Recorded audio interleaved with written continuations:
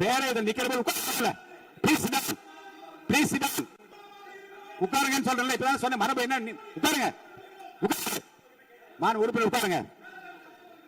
உட்காருங்க. உங்களுக்கு வாய்ப்பு அளிப்பேன். நீங்க அமைதியா உட்காருங்க. வாய்ப்பு அளி. இப்ப நீங்க சொல்லாதீங்க யூ நோ ரைட். என்ன வந்து இப்பவே என்று சொல்லி கட்டாயப்படுத்த உரிமை இல்லை. நான் அளிப்பேன். அமருங்கள். மாண்பு உறுப்பினர் அமருங்கள்.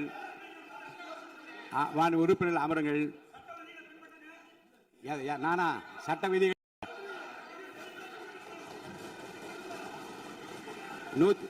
110 விதியின் அரசின் சார்பில் இருங்க. அரட்டும். நீங்கள் சொல்ல உட்காருங்க. நான் சொல்றேன். உட்காருங்க சொல்றேன். நீங்கள் சொல்ல விரும்புகிற கருத்துக்களை இன்றைக்கு ஏறத்தாழ 11 பேர் பேச இருக்கின்றார்கள். நீங்கள் என்ன சொல்ல விரும்புகிற கருத்து இருங்க. அமைச்சர் இப்போது 110 விதியின் கீழ் விளக்கம் அளிப்பார். இந்த விளக்கத்தில் உங்களுக்குள்ள கருத்துக்களை உங்களுடைய கட்சியின் சார்பில் பேச இருக்கின்றார்கள். பேசுகிறப்ப உங்க கருத்தை சொல்ற உரிமை நான் தருகிறேன். இந்த 0 அவர் கிடையாது. வினாக்கள் பாருங்க. பிசினஸ் அட்வைசரி கமிட்டியில உட்கார்ந்து பேசுகிற போது வினாக்கள் விடைகள் நேரமும் 0 அவர் கிடையாது என்று சொல்லிவிட்டோம். இப்போது இதை பற்றி இந்த கருத்துக்களை நீங்கள் பேசுகிற போது உங்கள் உறுப்பினர் சார்பில் எடுத்து வைக்க நான் அனுமதி அளிக்கிறேன். அப்போது நீங்கள் தாராளமாக பேசலாம். மாண்புமிகு அமைச்சர் பேசுங்க. மாண்புமிகு பேரவைத் தலைவர் அவர்களே, திருவள்ளூர் மாவட்டம் ஊத்துக்கோட்டை வட்டம் பெரியபாளையம் அருகே கன்னியர்பேர் கிராமத்தில் 21/6/2026 அன்று St Peter and Paul sea food exports private limited company என்ற தனியார் கடல் உணவுகளை பதப்படுத்தும் தனியார் தொழிற்சாலையில் ஐஸ் பிளாக்ஸ் ஜெனரேட்டர் மிஷினுக்கு செல்லும் பைப்லைன் வால்வில் எதிர்பாராத விதமாக ஏற்பட்ட விபத்தின் காரணமாக அமோனியா வாயு கசிவு ஏற்பட்டுள்ளது. இந்த விபத்தின் காரணமாக இதுவரை அங்கு பணியில் இருந்த 74 நபர்கள், 70 பெண்கள், 4 ஆண்கள் பாதிக்கப்பட்டு அரசு தனியார் மருத்துவமனையில் அனுமதிக்கப்பட்டு சிகிச்சை பெற்று உறுப்பினர் அமருங்க. இருங்க. உறுப்பினர் அமருங்க.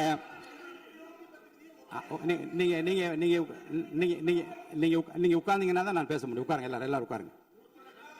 பாருங்க.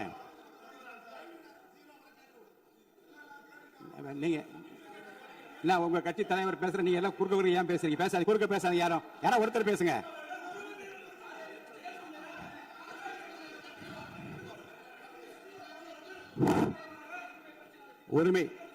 உரிமை மீறல் பிரச்சனை இருங்க. உரிமை மீறல் பிரச்சனை பற்றியும் நீங்கள் எனக்கு காலையில எனக்கு கொடுத்திருக்கிறீர்கள். இருங்க. உரிய நேரத்தில் தான் எடுக்க முடியும். இப்போது அதை எடுத்துக் கொள்வதற்கில்லை. இருங்க. நான் திரும்பவும் சொல்கிறேன். உங்கள் பிரச்சனையை பற்றி முற்றிலுமாக பேசுவதற்கு வாய்ப்பு இல்லை என்று நான் சொன்னால் நீங்கள் கவலைப்படலாம். உங்கள் கட்சியின் சார்பில் பேசுவதற்கு இன்றைக்கு அனுமதி அளிக்கிறேன். அப்ப பேசுகிற போது உரிமையும் பிரச்சனையும் பேசுங்கள். கோரிக்கை பற்றி பேசுங்கள். அமைச்சர் கூறியதுக்கும் பதில் பேசுங்கள்.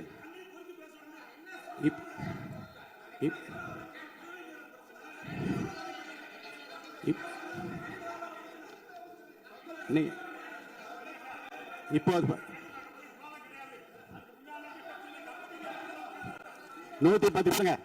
110 விதியின் கீழ் அமைச்சர் இருங்க. 110 விதியின் கீழ் 110 விதியின் கீழ் வேறு பிரச்சனை குறித்து அவர் பேசுகிறாரு. நீங்க அதை கேட்டுவிட்டு உங்க பிரச்சனை பற்றி நான் பதில் சொல்றேன். அது வரைக்கும் அமைதியாக உட்காருங்க. பேசுங்க. மாண்புமிகு பேரவைத் தலைவர் அவர்களே, இருங்க. எதுக்கு இருங்க? இல்லங்க இல்லங்க பாருங்க. சபை விதிகளுக்கு உட்பட்டு தான் நடக்கிறேன். தயவுசெய்து சொல்றேன். அப்புறம் முன்னாடி அப்படி நடந்தது. பாருங்க. உரிமை பிரச்சனை பாருங்க. உரிமை பிரச்சனை. நீங்க பதிலுக்கு பதில் பேசியா இருந்தா என்னால பதில் சொல்ல முடியாது. கொஞ்சம் அமைதியா கேளுங்க.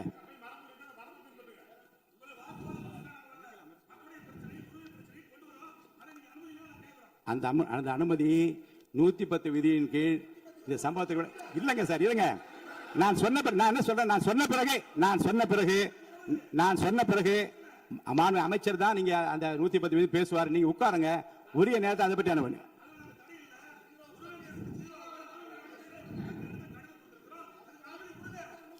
நூத்தி 10 விதியின் கீழ் மாண்புமிகு அமைச்சர் விளக்கத்தை அளித்த பிறகு நீங்க பேசுங்க.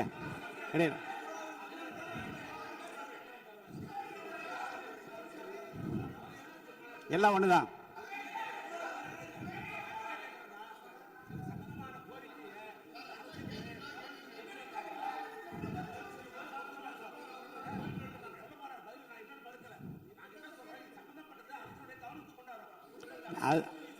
அதற்கு அதாங்க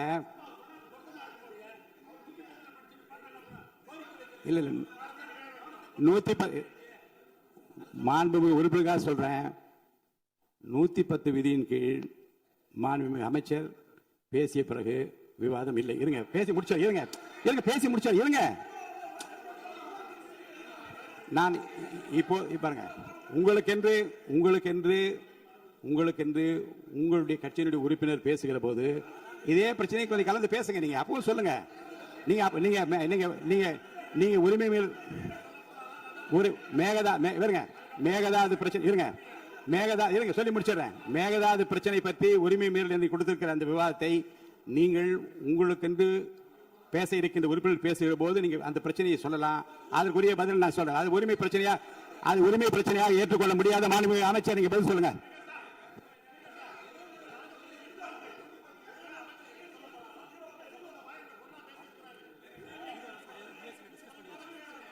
ஏற்கனவே அலுவல் ஆய்வு குழு எடுக்கப்பட்ட முடிவுபடிதான் நடப்பேன்.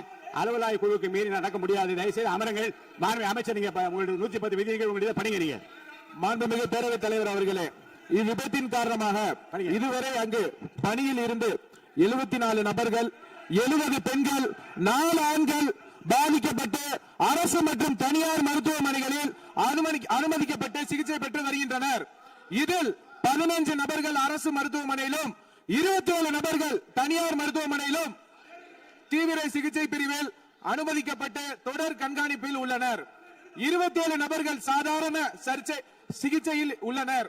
இவ்விபத்தின் துரதிருஷ்டவசமாக 5 பெண்கள் உயிரிழந்த உள்ளனர் என்ற துயரமான செய்தியினை கேட்டு அறிந்து மாண்புமிகு முதலமைச்சர் அவர்கள் மிகவும் வேதனை அடைந்து அவர்களுடைய குடும்பத்தினருக்கு ஆழ்ந்த இரங்கலையும் ஆறுதல்களையும் தெரிவித்துக் கொள்வதோடு முதலமைச்சரின் பொது நிவாரண நிதியிலிருந்து தலா 2 லட்சம் ரூபாய் உடனடியாக வழங்க உத்தரவிட்டுள்ளார்கள். மேலும் அவர்களின் உடல்களை சொந்த மாநிலத்திற்கு அனுப்பி நல்லடக்கம் செய்வதற்கான செலவினை அரசே மேற்கொள்ளும் எனவும் தெரிவித்துள்ளார்கள். மேலும் இவ்விபத்தின் மருத்துவமனையில் அனுமதிக்கப்பட்டுள்ள நபர்கள் தீவிர சிகிச்சை அளிக்கவும் மாண்புமிகு முதலமைச்சர் அவர்கள் உத்தரவிட்டுள்ளனர்.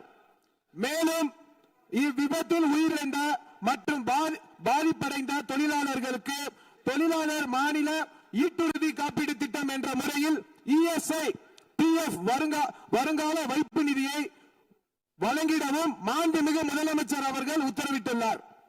இவ்விபத்தின் குறித்து இயக்குனர், தொழிலாளர் பாதுகாப்பு மற்றும் சுகாதாரத்துறை இயக்குனர், பொது சுகாதாரத்துறை மற்றும் தமிழ்நாடு மாசு கட்டுப்பாட்டு உறுப்பினர் செயலாளர் தலைமையில் ஆய்வு மேற்கொள்ளப்பட்டு முதற்கட்ட விசாரணை அறிக்கையின் 24 மணி நேரத்துக்கு உள்ளாகவும் முழுமையான விசாரணை 3 நாட்களுக்கு சமர்ப்பிக்குமாறு மாண்புமிகு முதலமைச்சர் அவர்கள் உத்தரவிட்டுள்ளனர்.